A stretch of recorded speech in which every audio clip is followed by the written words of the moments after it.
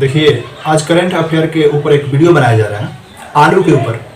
आलू aeroponic farming से कैसे उत्पादन किया जाता है इसके ऊपर देखेंगे। देखिए, एरोपोनिक फार्मिंग क्या है या एरोपोनिक तकनीक क्या है इसके बारे में हम आपको बताते हैं। एरोपोनिक तकनीक क्या है, इसे बड़े बड़े प्लास्टिक और थर्मोकोल के बॉक्स में आलू के माइक्रो प्लांट डाल दिया जाता है, तब उसका जो जड़ होगा वो बढ़ेगा, उसी को बोलते हैं एरोपोनिक मेथड। जैसे कि बड़े बड़े प्लास्टिक या थर्मोकोल की मदद से इसको एरोपोनिक मेथड में आलू का उत्पादन होगा। याद रहे कि ये जो आलू उत्पादन होगा इसमें मिट्टी का काम नहीं है, ये कहीं भी आप उत्पादन कर सकते हैं, घर छत कहीं भी, मतलब कि सूरज का प्रकाश चाहिए, ऐसा नहीं है कि आप रूम में कर सकते हैं, रूम में ये नहीं उत्पादन होगा। इस उत्पादन में जैसे आप एक आलू रोपिएगा, एक आलू, तो उसमें से 40 से 60 छोटे छोटे बीज होंगे उसमें। अब बताइए जैसे कैसे रोपेंगे, ये हवा में कैसे आलू उगेगा। देखिए, ये मिट्टी में नहीं उगेगा। जैसे ये मान लीजिए ये बॉक्स है, ये ऊपर हम ऊपर यहाँ पे आलू के माइक्रो प्लांट डाल देते हैं, यहाँ पे माइक्रो प्लांट डाल दिए थे। इसका जो होगा पत्ता, ये तो ऊपर की ओर बढ़ेगा, इसका पत्ता ऊपर की ओर बढ़ेगा और आलू कहाँ लगता है, जड़ में लगता है। तो ये जड़ कहाँ होगा, नीचे की तरफ बढ़ेगा और नीचे ये जो होगा ये आलू लगेंगे, छोटे छोटे आलू लगेंगे। मतलब कि ये एक गाछ की तरह होगा, एक पेड़ की तरह होगा, न कि हम भूमिगत आलू का उत्पादन करेंगे। तो ये हवा में ऐसे उगेगा, हवा में ऐसे उगेगा। ये एरोपोनिक फार्मिंग है। यही अभी क्या हुआ है, हरियाणा के करनाल डिस्ट्रिक्ट में श्यामगढ़ गांव है, वहां पे आलू प्रौद्योगिकी केंद्र है, आलू प्रौद्योगिकी केंद्र है, जहां पे इसका उत्पादन किया गया है। और ये वैज्ञानिकों का कहना है कि किसानों को इससे 10 गुना लाभ होगा। जैसे मान लीजिए आप एक आलू रोपते हैं, मान लीजिए एक आलू रोपते हैं जो गांव में रोपते हैं, आपने खेतों में रोपते हैं, वो वाला आलू में तो लगभग ये 10 आलू होता है। और इसमें ये आलू रोपेंगे तो लगभग एक आलू 40 से 60 आलू उत्पादन करेगा। आप समझ पा रहे हैं हम क्या बोल रहे हैं कि अगर हम कैसे उत्पादन करेंगे एरोपोनिक फार्मिंग का, ये जमीन पे नहीं होगा, ऐसा चचरा टाइप का रहेगा और उसी पे हम माइक्रो प्लांट आलू का डाल देंगे, जिससे और समय समय पर उसमें तत्व जो भी होगा, खाद होगा, उसमें उसी में डाला जाएगा, दवा छिड़का होगा जो उसी में डाला जाएगा, माइक्रो प्लांट। उसका जड़ विकसित होगा और जड़ कहाँ होगा, नीचे बढ़ेगा। जब आप ऊपर रखिएगा आलू तो जड़ तो नीचे ही आएगा ना, तो हम तो खुद ही हवा में रख रहे हैं, मतलब ऊपर रख रहे हैं, जड़ नीचे विकसित होगा आएगा और इसी में आलू लगेगा। इसी को बोल रहे हैं एरोपोनिक फार्मिंग। अभी हरियाणा के करनाल डिस्ट्रिक्ट में श्यामगढ़ गांव में ये हुआ है, आलू प्रौद्योगिकी केंद्र ने ये सूचना दिया है। देखिए, जब इसमें लगाइएगा, अब क्या होता है कि अगर मान लीजिए किसान एक आलू रोपता है तो उसको लगभग 10 होगा, और यहाँ पे अगर आप एक आलू डालते हैं तो लगभग इसमें 40 से 60 आलू पड़ेंगे। अब बताइए कितना गुना फायदा होगा, इससे किसानों की बहुत ज्यादा इनकम होगी।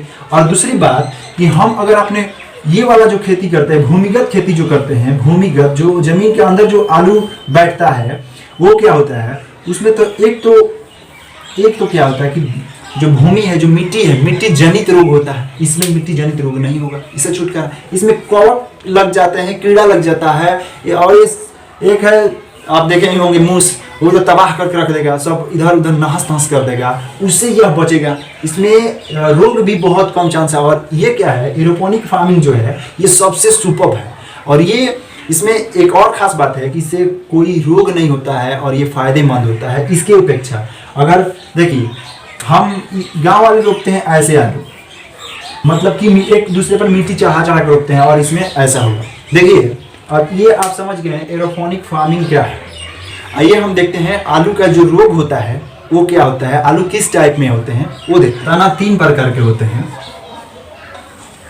एक होता है वायवी तना, एक होता है अर्धवायवीय तना,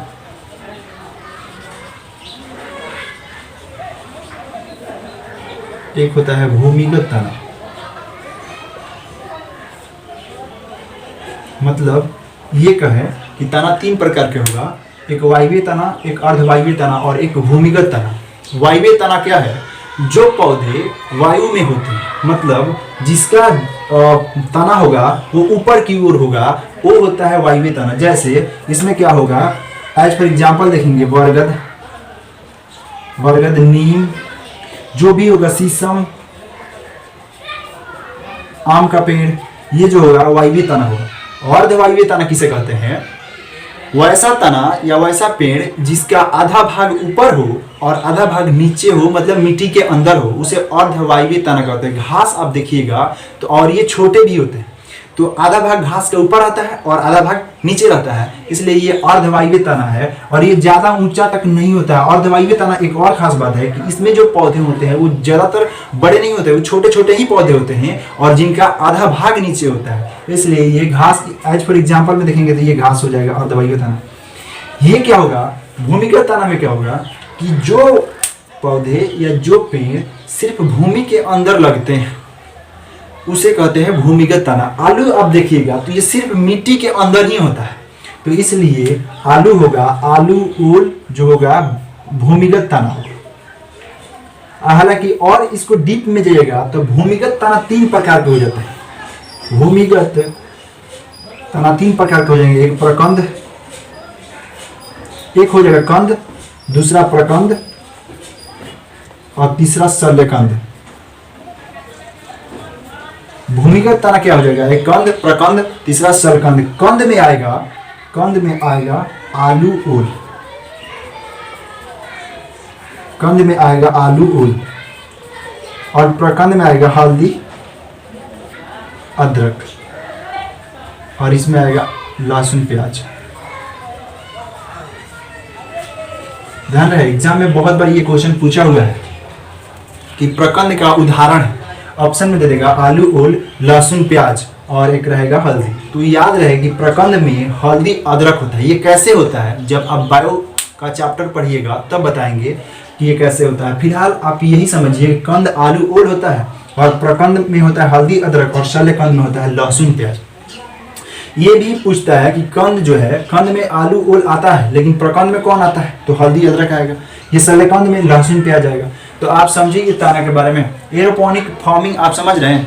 देखिए इसके बाद हम आपको बता रहे हैं कि आलू में रोग कौन सा होगा, आलू में रोग कौन सा होगा। देखिए इससे पहले देखिए कि हम ये आलू ओल क्या है, आलू ओल भूमिगत तना है, लेकिन ये जो एरोपोनिक फार्मिंग होगा उसके अनुसार आलू भूमिगत तना नहीं रह जाएगा, तब ये कहलाएगा वायवीय तना। एरोपोनिक मेथड के अनुसार जब आलू हवा में उगेगा तो ये भूमिगत तना थोड़ी होगा, तब ये क्या होगा, वायवीय तना हो जाएगा। देखिए आलू का रोग देखते हैं, एक होता है शैथिल्य रोग, इसे रिंग रोग भी कहते हैं। आलू में शैथिल्य रोग कैसे होगा, जब आलू को आप काटिएगा तो ये गोल गोल टाइप का ऐसे काला काला धापा दिखाई देगा, ये काटते जाइएगा ऐसे ऐसे बनते जाएगा, तो उस आलू को नहीं खाना चाहिए, उसमें एक शैथिल्य रोग हो जाता है, अर्थात आलू में रिंग रोग कहते हैं उसे। देखिए एक है ऑबली ब्लाइट, ये कवक से होने वाले रोग है। ये कवक के कारण ये आलू का एक छिद्र टाइप का हो जाता है ये तीनों में, इसलिए ये ऑबली ब्लाइट होगा, ये कवक के कारण होगा। ये भी लेड ब्लाइट, ये भी कवक के कारण होगा। और ये वाट रोग भी आलू में ये कवक के कारण होता है। ये तीनों एग्जाम में पूछता है कि ऑबली ब्लाइट आलू में किस कवक से होता है, माने कैसे होता है, तो कवक से होता है। देखिए एक होता है ये ब्लैक हॉट, आलू में ब्लैक हॉट कल्ला धब्बा हो जाता है। कल्ला देखिए, ये मान लीजिए आलू है, यहाँ कल्ला हो जाएगा, तो वो होता है ऑक्सीजन की कमी के कारण, वो होता है ऑक्सीजन कमी का। ये तो क्वेश्चन बहुत बार पूछा है कि आलू का हरा रंग किस कारण होता है, तो आलू का हरा रंग सोलेनिन के कारण होता है।